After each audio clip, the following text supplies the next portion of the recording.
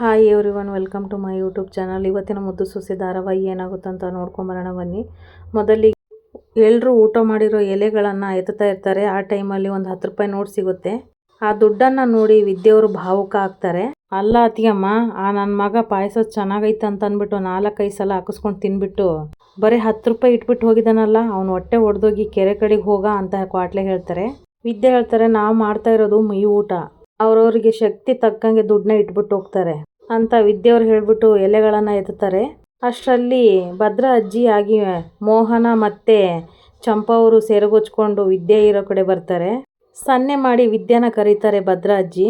ವಿದ್ಯಾ ಅವ್ರನ್ನ ನೋಡ್ಬಿಟ್ಟು ಖುಷಿಯಾಗ್ಬಿಟ್ಟು ಅಮ್ಮಮ್ಮ ಅತ್ತೆ ಚಂಪಾ. ಆಗ ಭದ್ರ ಅಜ್ಜಿ ಕೇಳ್ತಾರೆ, ಈಗ ನಿನಗೆ ಅಮ್ಮಮ್ಮ ಇದ್ದಾಳೆ ಅಂತವ ನೀನು ಬಸ್ರಿ ಅಂತ ಸುಳ್ಳು ಹೇಳ್ಬಿಟ್ಟಲ್ಲ, ಎಷ್ಟೇ ಧೈರ್ಯ ನಿನಗೆ, ಮಾಡೋದೆಲ್ಲ ಮಾಡ್ಬಿಟ್ಟು ಈಗ ನೋಡ್ತಾ ಇರೋದು ನೋಡು ಅಂತ ಹೇಳ್ತಾರೆ. ವಿದ್ಯೆ ಸೈಲೆಂಟಾಗಿ ನಿಂತಿರೋದನ್ನ ನೋಡ್ಬಿಟ್ಟು ಭದ್ರ ಅಜ್ಜಿ ಹೇಳ್ತಾರೆ, ಹಿಂಗೆ ನೀನು ನೋಡ್ತಾ ಇದ್ರೆ ಕಣ್ಗುಡ್ಡೆ ಕಿತ್ತು ಕೈಯಲ್ಲಿ ಇಟ್ಬಿಡ್ತೀನಿ ಅಂತ ಹೇಳ್ತಾರೆ.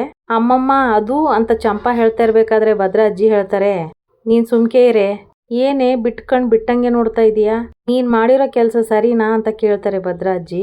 ಅಲ್ಲ ಅಮ್ಮಮ್ಮ ಅದು ಅಂತ ವಿದ್ಯಾ ಹೇಳ್ತಾ ಇರ್ಬೇಕಾದ್ರೆ ಮತ್ತೆ ಭದ್ರ ಅಜ್ಜಿ ಹೇಳ್ತಾರೆ, ನಿಮ್ಮವ್ವ ಮತ್ತೆ ನೀನು ಮಾಡಿರೋ ಇದಕ್ಕೆ ನನಗೆ ಎಷ್ಟೊಂದು ಕೋಪ ಇದೆ ಗೊತ್ತಾ, ಅಲ್ವೇ ಮಂಗಿ, ಹೆಣ್ಮಕ್ಳು ಯಾವ ವಿಚಾರದಲ್ಲಿ ಸುಳ್ಳು ಹೇಳ್ಬೇಕು ಅನ್ನೋದು ಅಷ್ಟು ಗೊತ್ತಾಗಕ್ಕಿಲ್ವೇ, ಇಷ್ಟೊಂದು ಸಣ್ಣ ವಿಚಾರನೂ ಗೊತ್ತಾಗಕ್ಕಿಲ್ವೇನೆ ನಿನಗೆ, ನೀನ್ ಮಾಡಿರೋ ಎಡವಟ್ಟು ಕೆಲಸದಿಂದ 2 ಕುಟುಂಬದ ಸಂಬಂಧ ಹಾಳಾಗೋಗದೆ.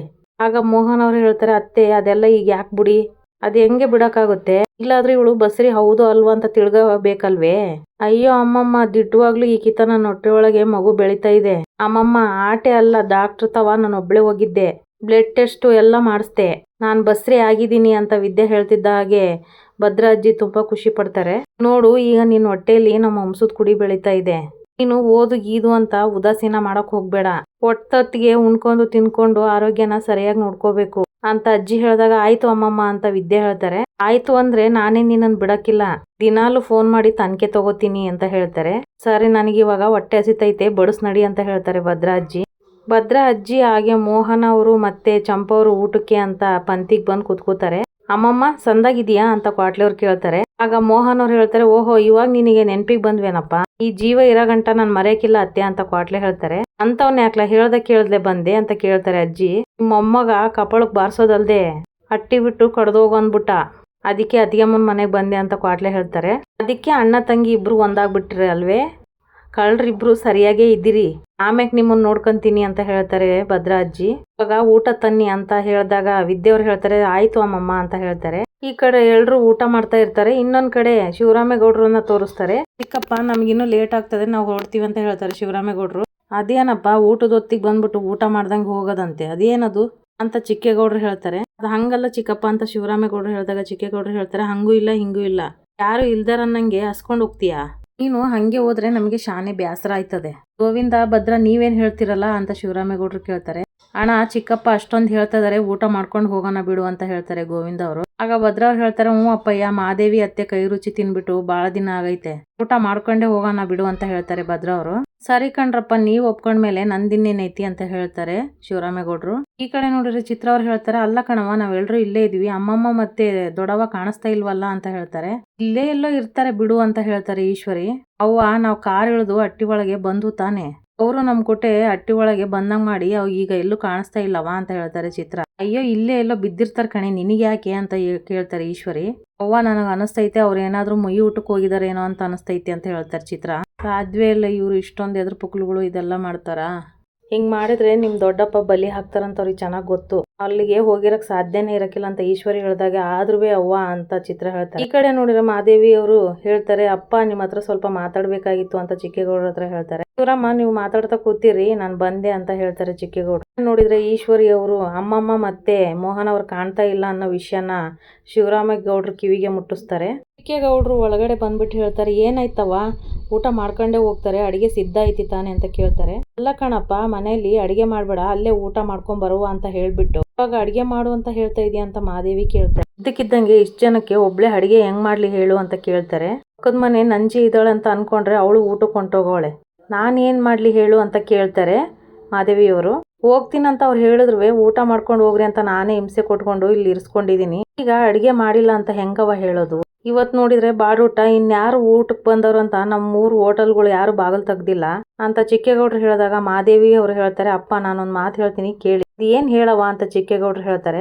ಅಪ್ಪಯ್ಯ ಹೆಂಗಿದ್ರು ವಿದ್ಯಾ ಊಟ ಮಾಡಿದಾಳೆ, ಅಲ್ಲಿಗೆ ಹೋಗ್ಬಿಟ್ಟು ಎಲ್ರಿಗೂ ಊಟ ಇಸ್ಕೊಂಬಂದ್ಬಿಡ್ತೀಯಾ ಅಂತ ಹೇಳ್ತಾರೆ. ಹೆಂಗವ ಆದದು ಮಾದೇವಿ ಅಂತ ಚಿಕ್ಕೇಗೌಡರು ಹೇಳ್ತಾರೆ. ಅಷ್ಟ್ ಕಾಲದಲ್ಲಿ ಯಾವ್ದು ತಪ್ಪಿಲ್ಲಪ್ಪ, ಅವಳೇನ್ ಬೇರೆವಳೆ, ಅದು ಅಲ್ದೆ ಅವ್ರ ಅಡಿಗೆ ಚೆನ್ನಾಗೇ ಮಾಡ್ತಾರಂತೆ, ಹೋಗು ಅಂತ ಮಾದೇವಿ ಹೇಳ್ತಾರೆ. ಸರಿ ನಾನು ಹಂಗೆ ಮಾಡ್ತೀನಿ, ಅಪ್ಪಿ ತಪ್ಪಿ ಯಾರಿಗೂ ಆ ಸಂದೇಹ ಬರಬಾರ್ದು ಅಂತ ಚಿಕ್ಕೇಗೌಡರು ಹೇಳ್ತಾರೆ. ಚಿಕ್ಕೇಗೌಡರು ಹೇಳ್ತಾರೆ, ಅಯ್ಯೋ ದೇವ್ರೆ, ಯಾರ್ಯಾರ ಅನ್ನೋದ್ ಋಣ ಎಲ್ಲಿದೆಯೋ ಅದೆಲ್ಲ ನಿನ್ನಿಚ್ಚಿ ಅಂತ ಮಾತಾಡ್ಕೋತಾರೆ. ಈ ಕಡೆ ನೋಡ್ರಿ ಭದ್ರಾಜ್ಜಿ ಹೇಳ್ತಾರೆ, ಆಹಾ ಊಟ ಮಾತ್ರ ಬಹು ಸಂದಾಗದೆ ಕಣೆ, ಸ್ವಲ್ಪ ಸಾರ್ ತಗೊಂಬಾರೆ ಅಂತ ಭದ್ರಾಜ್ಜಿ ಹೇಳ್ತಾರೆ. ಒಂದ್ ನಿಮಿಷ, ಸಾರಲ್ಲಿ ಶಾನೆ ತುಪ್ಪ ಅದೆ, ತುಪ್ಪ ಅಮ್ಮಮ್ಮನಿಗೆ ಒಳ್ಳೇದಲ್ಲ ಅಂತ ವಿದ್ಯಾ ಹೇಳ್ತಾರೆ. ಯಾರೇ ಹೇಳಿದ್ದು ಇದೊಂದ್ಕಿತ ತಿಂದ್ರೆ ಏನು ಆಗಕ್ಕಿಲ್ಲ, ಏ ರತ್ನ ಹೋಗೆ ತಗೊಂಬಾ ಅಂತ ಹೇಳ್ತಾರೆ ಭದ್ರಾಜ್ಜಿ. ಅಮ್ಮಮ್ಮ ನೀವೆಲ್ರು ಊಟ ಮಾಡ್ತಾ ಇರ್ರಿ, ನಾವ್ ಎಲೆನ ಎತ್ತಾಕ್ಬಿಟ್ಟು ಬರ್ತೀನಿ ಅಂತ ವಿದ್ಯಾ ಹೇಳ್ತಾರೆ. ಈ ಕಡೆ ವಿದ್ಯಾ ಅವರು ಎಲೆ ಎತ್ತಾಕೋ ಟೈಮಲ್ಲಿ ಮೋಹನ್ ಅವರು ಹಾಗೆ ಭದ್ರಾಜ್ಜಿ ಸನ್ನೆ ಮಾಡ್ಬಿಟ್ಟು ಎದ್ದೋಗೋಣ ಅಂತ ಮಾತಾಡ್ತಾರೆ. ಆಗ ವಿದ್ಯೆಯವ್ರು ಎಲೆ ಎತ್ಕೊಂತ ಬಂದು ಅವ್ರದ್ದು ಊಟ ಆಗೋಗದೆ ಅಂತ ಎಲೆ ಎತ್ಬೇಕಾದ್ರೆ ಒಡವೆ ನೋಡ್ಬಿಟ್ಟು ಶಾಕ್ ಆಗ್ಬಿಡ್ತಾರೆ. ಒಡವೆನ ನೋಡ್ಬಿಟ್ಟು ವಿದ್ಯೆ ಹೇಳ್ತಾರೆ, ಅವ್ವ ಇದೇನವ ಇದೆಲ್ಲ ಅಂತ ಹೇಳ್ತಾರೆ. ಏನ್ ಮಾಡ್ತಾ ಇದಾರೆ ಇವರೆಲ್ಲ ಅಂತ ಹೇಳಿದಾಗ ನನ್ಗೇನೆ ಗೊತ್ತು ಅಂತ ರತ್ನವ್ರು ಹೇಳ್ತಾರೆ. ಕೈ ತೊಳ್ಕೊಂಡು ವಿದ್ಯಾ ಹತ್ರ ಬಂದಿದ ತಕ್ಷಣನೇ ಕೇಳ್ತಾರೆ ವಿದ್ಯೆಯವರು, ಅಮ್ಮಮ್ಮ ಇದೇನು ಅಂತ ಕೇಳ್ತಾರೆ. ಇದೇನಿದು ಮುಯ್ ಊಟಕ್ಕೆ ಬಂದ್ಮೇಲೆ ಮುಯ್ ಮಾಡ್ಬೇಕಲ್ವೇ ಅಂತ ಮೋಹನ್ ಅವ್ರು ಹೇಳ್ತಾರೆ. ಅದೇ ಕಣೆ, ನೀನ್ ಡಾಕ್ಟರ್ ಓದೋದಕ್ಕೆ ದುಡ್ಡು ಬೇಕಲ್ವಾ, ಅದಕ್ಕೆ ಈ ಒಡವೆ ಮಾಡ್ಬಿಟ್ಟು ದುಡ್ಡು ಕಟ್ಟು ಅಂತ ಹೇಳ್ತಾರೆ ಭದ್ರಾಜ್ಜಿ. ಬೇರೆ ಎಲ್ಲ ಚಿಂತೆನೂ ಬಿಟ್ಬಿಟ್ಟು ನಿನ್ ಮಗುನು ನೋಡ್ಕೊಂಡು ಓದ್ಕೋ ಅಂತ ಹೇಳ್ತಾರೆ. ಬರ್ತೀವಿ ಕಣವ ಅಂತ ಹೊರಡ್ಬೇಕಾದ್ರೆ ವಿದ್ಯಾವ್ರು ಹೇಳ್ತಾರೆ, ಒಂದ್ ನಿಮಿಷ, ನೀವು ಇಲ್ಲಿಗೆ ಬಂದ್ಬಿಟ್ಟು ಊಟ ಮಾಡಿ ಆಶೀರ್ವಾದ ಮಾಡಿದ್ರಲ್ವೇ, ನನಗೆ ಅಷ್ಟೇ ಸಾಕು, ಈ ಒಡವೆ ಎಲ್ಲ ನನಗ್ ಬೇಡ ತಕೊಳ್ಳಿ ಅಂತ ವಿದ್ಯೆ ಹೇಳ್ತಾರೆ. ಅದ್ಯಾಕ್ ಬೇಡ ಅಂತ ಹೇಳ್ತಾ ಇದೀಯಾ, ಎಲ್ರು ಇಟ್ಟಂಗೆ ನಾವು ಇಟ್ಟಿದೀವಲ್ವಾ ಅಂತ ಕೇಳ್ತಾರೆ ಭದ್ರಾಜ್ಜಿ. ಎಲ್ಲರೂ ಇಟ್ಟಿರಂಗೆ ನೀವು ದುಡ್ಡಿಟ್ಟಿದ್ರೆ ನಾನು ಸಂತೋಷವಾಗಿ ತಗೊಂಡು ಮಡ್ಕೊಂತ ಇದ್ದೆ ಅಮ್ಮಮ್ಮ, ಆದ್ರೆ ನೀವು ಕೊಟ್ಟಿರೋದು ಚಿನ್ನ, ಅದಕ್ಕೆ ಇದು ಬೇಡ ಅಂತ ಹೇಳ್ತಾ ಇದೀನಿ ಅಂತ ಹೇಳ್ತಾರೆ ವಿದ್ಯಾ. ಆಗ ಚಂಪಾ ಹೇಳ್ತಾರೆ, ವಿದ್ಯಾಕ್ಕ ನಾನ್ ಚಿನ್ನ ಇಟ್ಟಿದ್ದೀನಲ್ಲ, ಇದು ಈ ಮನೆದಲ್ಲ, ಅದು ನಮ್ಮ ಅಪ್ಪಯ್ಯ ಕೊಡ್ಸಿರೋದು ಅಂತ ಹೇಳ್ತಾರೆ. ಆಗ ಮೋಹನ್ ಅವ್ರು ಹೇಳ್ತಾರೆ, ನೋಡು ವಿದ್ಯಾ, ಈ ಒಡವೆ ಮೇಲೆ ನಿನಗೆ ಹಕ್ಕು ಅಧಿಕಾರ ಎರಡೂ ಐತೆ, ಅನ್ಭವಿಸೋದಕ್ಕೆ ನೀನು ಹಕ್ಕುದಾರೋಳು ಕಣೆ ಅಂತ ಹೇಳ್ತಾರೆ. ನನಗ್ ಬೇಕಾಗಿರೋದು ಅಧಿಕಾರ ಅಲ್ಲ ಅಮ್ಮಮ್ಮ, ಆತ್ಮ ಅಭಿಮಾನ. ನೀವು ನನಗೆ ಒಡವೆ ಕೊಡೋದ್ ಬದಲು ನನ್ನ ಗೌರವಕ್ಕೆ ಧಕ್ಕೆ ಬಂದಾಗ ಪ್ರಶ್ನೆ ಮಾಡಿದ್ರೆ ಸಾಕಾಗಿತ್ತು. ಹಾಗಂತ ವಿದ್ಯೆ ಹೇಳಿದಾಗ ಭದ್ರಾಜ್ಜಿ ಹೇಳ್ತಾರೆ, ಏನೇ ಹೇಳ್ತಾ ಇದೀಯಾ ಅಂತ ಕೇಳ್ತಾರೆ. ಅಮ್ಮಮ್ಮ, ನಿಮ್ಮ ಮೊಮ್ಮಗನಿಗೆ ನಾನು ಬಸ್ರಿ ಆಗಿದ್ದೀನಿ ಅಂತ ಹೇಳಿದಾಗ ಅನ್ಬಾರ್ದು ಮಾತೆಲ್ಲ ಅಂದ್ರು ತಾನೇ, ಆ ವಿಚಾರ ನಿಮ್ ಕಿವಿಗೆ ಬಿತ್ತಲ್ವೇ, ಆಗ ನೀವು ಅವ್ರ ಕುತ್ತಿಗೆ ಪಟ್ಟಿ ಹಿಡ್ದು ಪ್ರಶ್ನೆ ಮಾಡ್ಬೇಕಾಗಿತ್ತು ಅಮ್ಮಮ್ಮ. ನನ್ನ ಮೊಮ್ಮಗಳ ಮೇಲೆ ಯಾಕಿಂತ ಆಪಾದನೆ ಹೊರಿಸ್ತಾ ಇದೀಯ ಅಂತವ, ಅವಳಿಗೆ ಎಂತವಳಂತ ನಿನಗೆ ಗೊತ್ತಿಲ್ವೇನು ಅಂತ ಒಂದೇ ಒಂದು ಪ್ರಶ್ನೆ ಮಾಡಿದ್ರೆ ಎಷ್ಟು ಸಂತೋಷ ಪಡ್ತಾ ಇದ್ದೆ ಗೊತ್ತೇ ಅಂತ ಅಳ್ತಾ ಹೇಳ್ತಾರೆ ವಿದ್ಯಾ. ಮನ್ಸಿಗೆ ಎಷ್ಟು ನೆಮ್ಮದಿ ಸಿಗ್ತಾ ಇತ್ತು ಗೊತ್ತೇ. ಅವ್ರಿಗೆ ನೀವೇನು ಹೇಳಕ್ಕಿಲ್ಲ, ಯಾಕಂದ್ರೆ ಅವ್ರು ನಿಮ್ಮ ಮೊಮ್ಮಗ ಅಲ್ವಾ, ಆದ್ರೆ ನಾನು ಹೊರಗಿಂದ ಬಂದವಳು ಅಂತ ಹೇಳ್ತಾರೆ ವಿದ್ಯಾ. ವಿದ್ಯಾ ಯಾಕೆ ಹಿಂಗೆಲ್ಲ ಮಾತಾಡ್ತಾ ಇದೀಯಾ ಅಂತ ಮೋಹನ ಹೇಳ್ತಾರೆ. ಮನ್ಸಲ್ಲಿ ಹಂಗೇನಾದ್ರೂ ಇದ್ದಿದ್ರೆ ನಾವ್ ಯಾಕೆ ಇಲ್ಲಿಗೆ ಬರ್ತಾ ಇದ್ವಿ ಹೇಳು, ನಾನು ಏನು ಅಂತವ ನಿಮಗೆ ಗೊತ್ತಿಲ್ವಾ ಅತ್ತೆ, ಗೊತ್ತಿಲ್ವಾ ಅಮ್ಮಮ್ಮ, ಯಾಕೆ ನೀವಿಬ್ರು ಅವ್ರಿಗೆ ಪ್ರಶ್ನೆ ಮಾಡ್ಲಿಲ್ಲ. ಆಗ ಭದ್ರಾಜ್ಜಿ ಹೇಳ್ತಾರೆ, ನೋಡೆ ನೀನು ಏನೇನೋ ಮಾತಾಡ್ಬೇಡ, ಪರಿಸ್ಥಿತಿನ ಒಸಿ ಅರ್ಥ ಮಾಡ್ಕೊಂಡಿದ್ದೀನಿ ಅಮ್ಮಮ್ಮ, ಅದಕ್ಕೆ ನಿಮ್ಮ ಪ್ರೀತಿ ಆಶೀರ್ವಾದನೇ ನನಗೆ ಸಾಕು. ನಿಮ್ಮ ಮೊಮ್ಮಗ ನಿಂದು ಯಾವುದು ತಪ್ಪಿಲ್ಲ ಅಂತ ಒಪ್ಕೊಳ್ಳೋ ಗಂಟ ಈ ಅಧಿಕಾರ ಎಲ್ಲ ನನಗೆ ಬೇಡ ಅಂತ ಹೇಳ್ತಾರೆ ವಿದ್ಯಾ. ಹಾಗೆ ಈ ಒಡವೆಗಳು ನನಗೆ ಬೇಡ, ದಯವಿಟ್ಟು ನೀವೇನು ಅನ್ಕೋಬೇಡಿ, ತಗೊಳ್ಳಿ ಅಂತ ಹೇಳ್ತಾರೆ ವಿದ್ಯಾ. ಒಡವೆನ ವಾಪಸ್ ಕೊಟ್ಬಿಡ್ತಾರೆ ವಿದ್ಯಾ. ಆಗ ಚಂಪಾ ಅವ್ರು ಹೇಳ್ತಾರೆ, ನೋಡು ವಿದ್ಯಕ್ಕ, ಅವ್ರು ಕೊಟ್ಟಿರೋ ಒಡವೆ ಏನೋ ಬೇಡ ಅಂತ ಇದೀಯಾ, ಆದ್ರೆ ಅದು ನಮ್ಮ ಅಪ್ಪಯ್ಯ ಕೊಡ್ಸಿರೋದು, ಅದನ್ನ ನಾನು ನನ್ನ ಅಕ್ಕನಿಗೆ ಕೊಡ್ತಾ ಇದ್ದೀನಿ. ನಿನ್ನ ಮನಸ್ಸಲ್ಲಿ ನನಗೆ ತಂಗಿ ಸ್ಥಾನ ಕೊಟ್ಟಿದ್ರೆ ಅದನ್ನ ಇಟ್ಕೋ, ಬೇಡ ಅನ್ನೋದಾದ್ರೆ ಆ ಸಂಬಂಧನೇ ಬೇಡ ಅಂತ ಚಂಪಾ ಹೇಳ್ತಾರೆ. ಚಂಪಾ, ನಿನಗೆ ಕೈ ಮುಗಿದು ಕೇಳ್ಕೊಂತೀನಿ, ಈಗವಾಗ ಆ ವಿಚಾರ ಎಲ್ಲ ಬೇಡ, ಬಿಟ್ಬಿಡು ಅಂತ ಹೇಳ್ತಾರೆ ವಿದ್ಯಾ. ಯಾಕೆ ಈ ವಯಸ್ಸಲ್ಲಿ ನನಗೆ ಈ ತರ ನೋವು ಕೊಡ್ತಾ ಇದೀಯಾ ಅಂತ ಭದ್ರಾಜ್ಜಿ ಹೇಳ್ತಾರೆ. ನನ್ನ ಮೊಮ್ಮಗಳಿಗೆ ಕೊನೆವರೆಗೂ ನನ್ನ ಕೈಲಿ ಏನು ಸಹಾಯ ಮಾಡೋಕ್ಕಾಗಿಲ್ಲ ಅಂತ ಕೊರಗೋ ಸ್ಥಿತಿಗೆ ತಂದ್ಬಿಟ್ಟಲ್ಲ ಅಂತ ಹೇಳ್ತಾರೆ. ಅಮ್ಮಮ್ಮ, ನನಗೇನಾದ್ರೂ ಕೊಟ್ರೆ ನಿಮಗೆ ಸಮಾಧಾನ ಆಗುತ್ತೆ ಅನ್ನೋದಾದ್ರೆ ನಿಮ್ಮ ಕಡ್ಡಿ ಪುಡಿ ಚೀಲದಲ್ಲಿ ಎಷ್ಟಿರ್ತದೋ ಅಷ್ಟು ಕೊಡಿ ಸಾಕು ಅಂತ ವಿದ್ಯೆ ಹೇಳ್ತಾರೆ. ನನಗೂ ಖುಷಿ ಆಗ್ತದೆ, ನಿಮಗೂ ನೆಮ್ಮದಿ ಇರ್ತದೆ ಅಂತ ಹೇಳ್ತಾರೆ ವಿದ್ಯಾ. ಕಡ್ಡಿ ಪುಡಿ ಚೀಲನ ಹುಡುಕ್ಬಿಟ್ಟು ಭದ್ರಾಜ್ಜಿ, ಬರೀ 161 ರೂಪಾಯಿ ಇದೆ ಕಣೆ ಅಂತ ಹೇಳಿ ಕೊಡ್ತಾರೆ. ಈ ದುಡ್ಡಿಗೆ ಬೆಲೆ ಕಟ್ಟಕ್ಕೆ ಆಗಕ್ಕಿಲ್ಲ ಅಮ್ಮಮ್ಮ ಅಂತ ಹೇಳ್ತಾರೆ ವಿದ್ಯಾ. ಯಾಕಂದ್ರೆ ಇದ್ರೊಳಗೆ ನಿಮ್ ಪ್ರೀತಿ ಆಶೀರ್ವಾದ ಎಲ್ಲಾನು ತುಂಬದೆ. ದುಡ್ಡನ್ನ ಎತ್ಕೊಂಡು ಕಣ್ಣಿಗೆ ಹೊತ್ಕೊಂತಾರೆ ವಿದ್ಯಾ. ನೀವು ಮುಯಿ ಊಟಕ್ಕೆ ಬಂದು ಊಟ ಮಾಡಿ ನನಗೆ ಆಶೀರ್ವಾದ ಮಾಡಿದ್ರಲ್ಲ, ಅಷ್ಟು ಸಾಕು. ತಾಯಿ ಹುಲಿಕೇರಮ್ಮ, ನನ್ನ ಮೊಮ್ಮಗಳನ್ನ ಒಂದ್ ಮಾಡಿ ಸಂತೋಷದಿಂದ ಜೊತೆಯಾಗಿ ಇರೋಂಗ್ ಮಾಡಮ್ಮ ಅಂತ ದೇವ್ರ ಹತ್ರ ಬೇಡ್ಕೊಂತಾರೆ ಭದ್ರಾಜ್ಜಿ. ಈ ಕಡೆ ನೋಡಿದ್ರೆ ಚಿಕ್ಕೇಗೌಡರು ಊಟ ಮಾಡಿಸ್ಬೇಕು ಶಿವರಾಮೇಗೌಡರಿಗೆ ಅಂತ ಹೇಳ್ಬಿಟ್ಟು ಮುಯಿ ಊಟ ತಗೊಂಡೋಗೋಣ ಅಂತ ವಿದ್ಯೆ ಇರೋ ಸ್ಥಳಕ್ಕೆ ಬರ್ತಾ ಇರ್ತಾರೆ. ಇನ್ನೊಂದ್ ಕಡೆ ಭದ್ರಾ ಅಜ್ಜಿ ಹಾಗೆ ಮೋಹನ್ ಅವರು ಸೆರಗು ಮುಚ್ಕೊಂಡು ಬರ್ತಾ ಇರ್ತಾರೆ. ಇಬ್ರು ಎದ್ರ ಬದ್ರ ಆಗ್ಬಿಡ್ತಾರೆ. ಇಬ್ರು ಒಬ್ರನ್ನೊಬ್ರು ನೋಡಿ ಶಾಕ್ ಆಗ್ಬಿಡ್ತಾರೆ.